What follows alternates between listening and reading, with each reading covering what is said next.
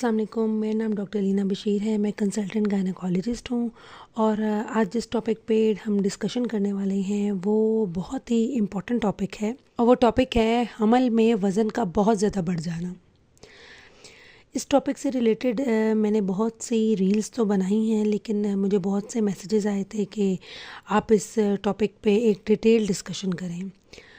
ये एक ऐसा टॉपिक है जो बहुत ही कॉमन है, लेकिन वज़न के बढ़ जाने से जो कॉम्प्लिकेशंस होती हैं, जो प्रॉब्लम्स पेशेंट को फेस करनी पड़ती हैं ड्यूरिंग प्रेगनेंसी भी और प्रेगनेंसी के बाद भी, उन चीज़ों की इतनी इन्फॉर्मेशन पेशेंट्स को नहीं होती है। सो मैंने डिसाइड किया कि मैं एक ऐसी वीडियो बनाऊं जिसमें मैं ये डिटेल बता सकूं कि हमल में वज़न के बढ़ जाने की क्या क्या कॉम्प्लिकेशंस हो सकती हैं। इस वीडियो में हम ये डिस्कस करेंगे कि हमल में वज़न का बढ़ जाने से माँ और बच्चे पे क्या असरात मुरतब होते हैं ड्यूरिंग प्रेगनेंसी, उनको किन मसाइल का सामना करना पड़ता है, ड्यूरिंग डिलीवरी क्या प्रॉब्लम्स आ सकती हैं, इसके अलावा डिलीवरी के बाद क्या क्या प्रॉब्लम्स आ सकती हैं।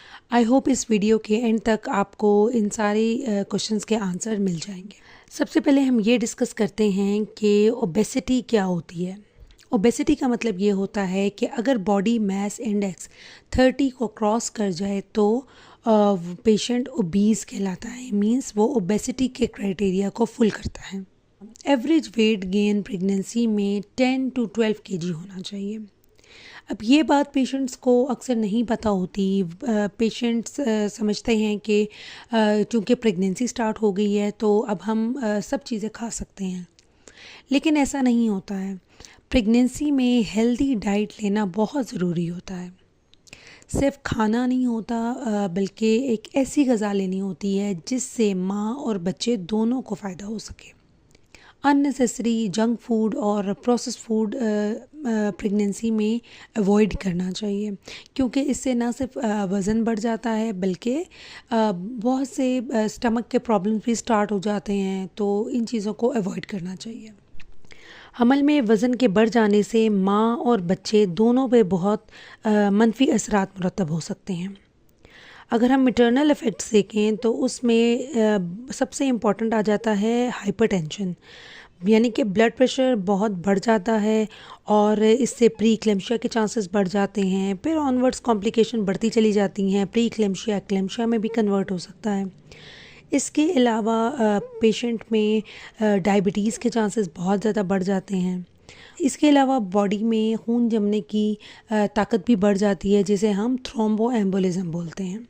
मैटरनल इफ़ेक्ट्स के साथ साथ बच्चे पर भी कुछ असरात मुरतब होते हैं, जिनमें मिसकैरेजेस के चांसेस बढ़ जाते हैं और स्टिल बर्थ हो सकती है। आईयूडीज़ हो सकते हैं। आईयूडीज़ मीन बच्चे की पेट में डेथ भी हो सकती है। स्टिल बर्थ का मतलब ये है कि ड्यूरिंग डिलीवरी किसी कॉम्प्लिकेशन की वजह से बच्चे की डेथ भी हो सकती है। इसके साथ साथ बच्चे का वज़न भी बहुत ज़्यादा बढ़ सकता है, जिसे हम मैक्रोसोमिया बोलते हैं, जिसकी वजह से मल्टीपल डिलीवरी कॉम्प्लिकेशंस आ सकती हैं, जिसमें पेरिनियल टीयर्स हो सकते हैं। इंस्ट्रूमेंटल डिलीवरी हो सकती है, जिसे वैक्यूम डिलीवरी और फोर्सेप डिलीवरी भी करने की ज़रूरत पड़ सकती है। इसके अलावा प्री मैच्योर डिलीवरी होने का भी ख़तरा होता है। ब्लड प्रेशर के ज़्यादा होने से बेबी IUGR भी हो सकता है।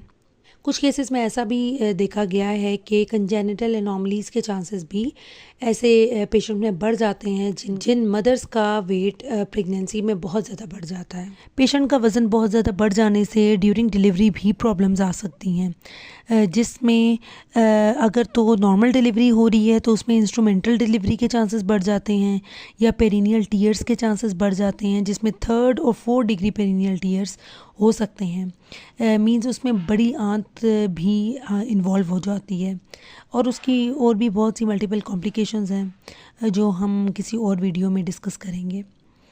इसके साथ साथ शोल्डर डिस्ट्रोशिया के भी चांसेस बढ़ जाते हैं, यानी कि बच्चे का वज़न इतना बढ़ जाता है कि हेड तो डिलीवर हो जाता है लेकिन शोल्डर पेल्विक बोन में स्टक हो जाते हैं।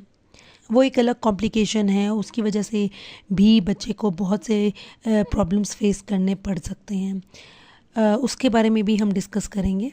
इसके साथ साथ अगर पेशेंट का सिजेरियन होना है तो उसमें एनेस्थीसिया कॉम्प्लिकेशन बहुत ज़्यादा होती हैं, क्योंकि जनरल एनेस्थीसिया में इंट्यूबेशन प्रॉब्लम्स भी आ सकती हैं और सिजेरियन के बाद वुंड इन्फेक्शंस भी हो सकते हैं। इसके साथ साथ पीपीएच का चांस भी बढ़ जाता है। उसका मतलब है कि डिलीवरी के बाद ब्लीडिंग बहुत हैवी हो सकती है, चाहे वो नॉर्मल डिलीवरी हो या फिर सिजेरियन हो। अब हमने ये देखना है कि ओबीस पेशेंट को हम किस तरीके से मैनेज करेंगे। पहली बात तो ये कि हमने ऐसे पेशेंट की प्री कंसेप्शन काउंसलिंग करनी होती है। अगर पेशेंट कंसीव करना चाह रहे हैं और वो बहुत ज़्यादा ओबीज़ है तो उसका हम वेट रिडक्शन का बताएंगे, उसे प्रॉपर डाइट प्लान का बताएंगे और फिर हम उसको कुछ इंडक्शंस देते हैं जिससे वो कंसीव कर ले, ताकि उसकी प्रेगनेंसी कॉम्प्लिकेट ना हो। लेकिन अगर कोई ऐसी पेशेंट आ गई है जो प्रेग्नेंट है और उसका वेट बहुत ज़्यादा है, तो हम उसको एक प्रॉपर डाइट प्लान बताते हैं जिसमें डाइटरी मॉनिटरिंग बहुत इम्पॉर्टेंट होती है। उसको हम बताते हैं कि डाइट पे चेक रखे और अननेसेसरी जंक फूड ना ले, अननेसेसरी प्रोसेस फूड ना ले और हेल्दी फूड ले। इसके साथ साथ कुछ हेल्दी एक्सरसाइजेज होती हैं जो हम प्रेगनेंसी में सेफ़ कंसिडर करते हैं, जिसमें पेशेंट वॉक कर सकता है और इसके अलावा स्विमिंग भी प्रेगनेंसी में सेफ़ होती है। इसी तरह हम पेशेंट को गाइड करते हैं कि डाइट के साथ साथ अपनी लाइफस्टाइल मॉडिफिकेशन भी करें। हम पेशेंट की प्री कंसेप्शन ही फॉलिक एसिड 5 मिलीग्राम स्टार्ट करते हैं। प्रेगनेंसी के ऑलमोस्ट 12 वीक्स तक हमने पेशेंट को 5 मिलीग्राम फॉलिक एसिड देनी होती है। इसके साथ साथ पेशेंट की मॉनिटरिंग बहुत ज़रूरी होती है, क्योंकि पेशेंट को बहुत सी कॉम्प्लिकेशन होने का रिस्क है, जिसमें ब्लड प्रेशर है तो हमने ब्लड प्रेशर को चेक रखना होता है और शुगर मॉनिटरिंग करनी होती है। ओजीटीटी हम करवा लेते हैं और ग्लूकोज टॉलरेंस टेस्ट हम बुकिंग के टाइम ही करवा लेते हैं। इसके साथ साथ हमने ग्रोथ स्कैन्स करवाने होते हैं, क्योंकि बेबी को आईयूजीआर का रिस्क भी हो सकता है अगर उस पेशेंट का ब्लड प्रेशर बहुत हाई है, और मैक्रोसोमिया का रिस्क भी हो सकता है अगर तो पेशेंट को गेस्टेशनल डायबिटीज़ हो गई है। पेशेंट को थ्रोम्बो एम्बोलिज्म के लिए भी असेस करना होता है।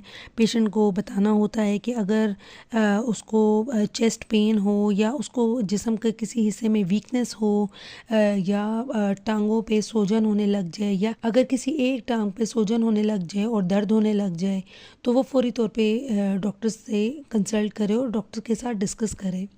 32 वीक्स के बाद हम ग्रोथ स्कैन्स के साथ साथ हम डॉपलर भी करवा लेते हैं।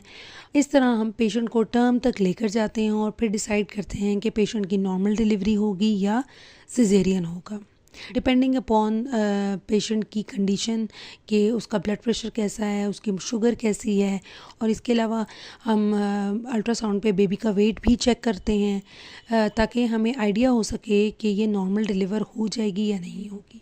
इसी तरह हमने एक ओबीस पेशेंट को थ्रू आउट प्रेगनेंसी असेस भी करना होता है और क्रिटिकली मॉनिटर भी करना होता है। अगर पेशेंट का सिजेरियन हो जाता है तो आफ्टर सिजेरियन फ़ौरन पेशेंट को मोबिलाइज़ कराना होता है। कुछ पेशेंट्स का वेट इतना ज़्यादा होता है कि हमें समटाइम्स हेपरिन भी देनी पड़ती है, मींस खून पतला करने वाली मेडिकेशंस भी पेशेंट्स को देनी पड़ती हैं। आई होप इस वीडियो में आपको बहुत सी इम्पॉर्टेंट चीज़ें क्लियर हो गई होंगी जो पेशेंट्स को क्लियर नहीं होती हैं, कि प्रेगनेंसी में वेट गेन कितना ख़तरनाक हो सकता है माँ के लिए भी और बच्चे के लिए भी। वीडियो के एंड में मैं यही कहना चाहूँगी कि पेशेंट की डाइट को मॉनिटर रखना, पेशेंट का वेट को चेक रखना बहुत ही इम्पॉर्टेंट होता है। हम इस टॉपिक को बहुत इग्नोर करते हैं और बहुत लाइट ले रहे होते हैं, लेकिन एक्चुअली ये टॉपिक लाइट नहीं लेना चाहिए, क्योंकि इससे मदर और बेबी दोनों पे बहुत नेगेटिव इफ़ेक्ट्स होते हैं। तो आई होप इस वीडियो में आपको काफ़ी इम्पॉर्टेंट चीज़ें क्लियर हो गई होंगी। अगर ये वीडियो आपको इन्फॉर्मेटिव लगी है तो प्लीज़ इस वीडियो को लाइक करें, चैनल को सब्सक्राइब करें और अपने तमाम फैमिली फ्रेंड्स के साथ भी शेयर करें ताकि वो भी भरपूर तरीके से फ़ायदा उठा सकें। Thank you.